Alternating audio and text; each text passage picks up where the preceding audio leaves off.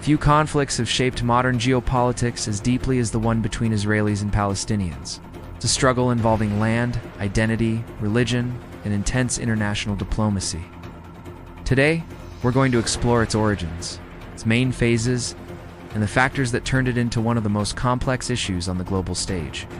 Back in the 19th century, the region we now call Palestine was part of the vast Ottoman Empire. Its population was mainly Arab, a mix of Muslims and Christians, living in ancient towns and quiet agricultural communities. At the same time, over in Europe, the Zionist movement was gaining momentum. Driven by waves of persecution and rising nationalism, it called for a national homeland for the Jewish people. From 1882 to 1914, Jewish immigration to Palestine increased. Newcomers purchased land and established new settlements, and slowly, tensions began to rise between the local Arab population and these growing Zionist communities. But it was the First World War that would truly redefine the future of the entire region. After the Ottoman Empire collapsed, Britain took control of Palestine under a system called a mandate. In 1917, the British government issued the Balfour Declaration, which expressed support for a national home for the Jewish people. The problem was, Britain had also made promises of independence to Arab leaders during the war. The decades that followed were marked by increasing Jewish immigration, especially as the rise of Nazism and the horrors of the Holocaust pushed more people to seek refuge. This led to growing Arab resistance, with clashes over land, jobs, and political rights. During the 1930s, major Arab revolts broke out across Palestine, setting the stage for an unavoidable confrontation. By 1947, unable to manage the escalating violence, Britain turned the problem over to the newly formed United Nations. The UN came up with a partition plan to divide the territory into two states, one Jewish and one Arab, placing the city of Jerusalem under international administration. Jewish leaders accepted the plan, but most Arab leaders rejected it. In May 1948, as the British mandate ended, Israel declared its independence. Immediately, neighboring Arab states launched a military intervention, starting the First Arab-Israeli War. By the time the fighting stopped, Israel controlled significantly more territory than the UN had originally allocated. The West Bank came under Jordanian control, and the Gaza Strip under Egyptian administration. This war also created a massive refugee crisis, as hundreds of thousands of Palestinians fled or were displaced from their homes. The following decades were defined by major military conflicts. The 1967 Six-Day War dramatically reshaped the region in a very short time.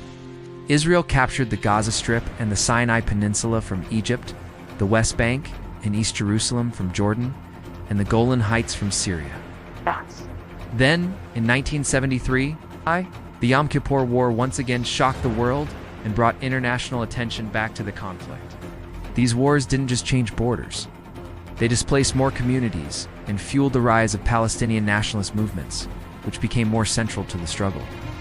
In 1987, a new phase began with the First Intifada.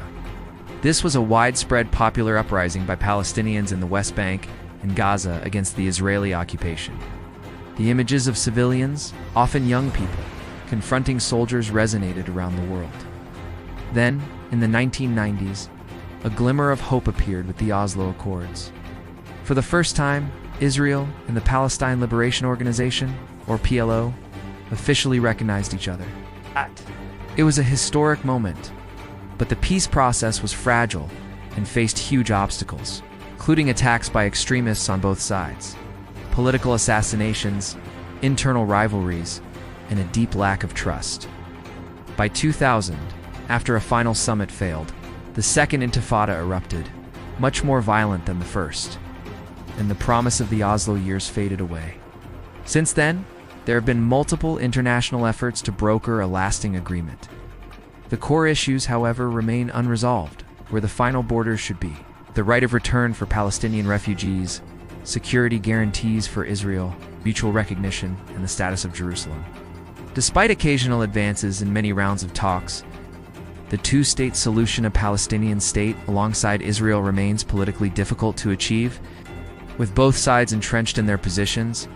Today, the conflict continues to influence global politics. The disputes over territory, the ongoing humanitarian concerns in Gaza and the West Bank, the complex web of political factions, and the constant security challenges keep the region in a state of tension.